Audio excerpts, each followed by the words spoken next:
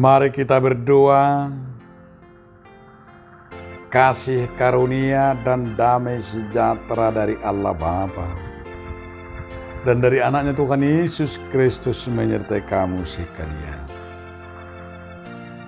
Amin. Saudaraku, dalam nama Tuhan Yesus Kristus, firman Tuhan bagi kita tertulis dalam kitab Yesaya 57 ayat 11. Kepada siapa gerangan engkau gentar dan takut, sehingga engkau berdusta dan tidak mengingat aku dan memberi perhatian kepadaku? Bukankah karena aku membisu dan menutup mata, maka engkau tidak takut kepadaku? Alai tahemi da isi doho biahatan manang tahuton, sai margabusi doho caladang dingot ho aku. Dang makilala roham dana say huhum do anggo aus yen narubi dope alai dang di habiari ho aku. Demikian firman Tuhan. Saudaraku, dalam nama Tuhan Yesus Kristus, judul renungan kita hari ini adalah Tuhan memulihkan. Sadar atau tidak sadar bahwa kita sering seperti umat Israel. Umat yang tegar tengkuk.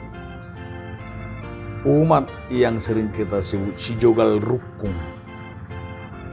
Umat yang sering kita sebut pemberontak. Bahwa termasuk adalah umat Israel yang sering memberontak terhadap Tuhan. Mereka lupa dan mereka tidak tahu bahwa siapa sebenarnya yang memberi mereka pemulihan, pembebasan. Di saat mereka hidup dalam pembuangan di Babel, sesungguhnya Tuhan telah merencanakan satu rencana yang paling indah, yaitu rencana pembebasan umat Israel dari penjajahan oleh Babel. Tapi mereka tidak sadar bahwa Tuhan sudah melakukan perkara yang besar dalam hidupnya. Mereka tidak memperhatikan dan bahkan menutup mata dan bahkan tidak takut kepada Tuhan. Disinilah Yesaya mau menyampaikan firman-Nya bahwa Tuhan mau menyatakan kepada mereka,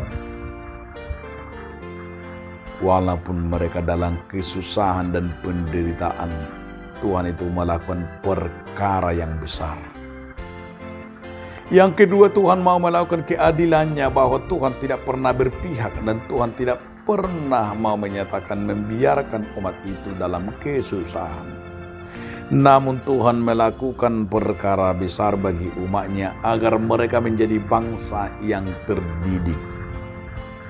Maka kalau kita melihat bahwa umat Israel itu banyak digelembeng atau digembel atau dididik atau dibentuk dengan begitu banyak kesusahan, dibentuk dengan begitu banyak kemelut dan kesulitan. Tapi itu yang membuat mereka dalam banyaknya kemelut itu, mereka berseru dan berubah dan bertobat dan datang ke hadapan Tuhan. Karena mereka menyadari itu semuanya adalah karena dosa dan kejahatan mereka, sehingga mereka berubah dan bertobat. Dan Tuhan memulihkan umatnya. Tuhan memulihkan orang yang bertobat, dan Tuhan memulihkan orang yang mau datang kepadanya karena pertobatan, karena pemulihan itu Tuhan lakukan bagi kita di saat kita mau dan datang ke hadapannya. Amin. Terima kasih Tuhan atas firman hari ini yang mengingatkan kami, Engkau Tuhan memulihkan kami. Amin.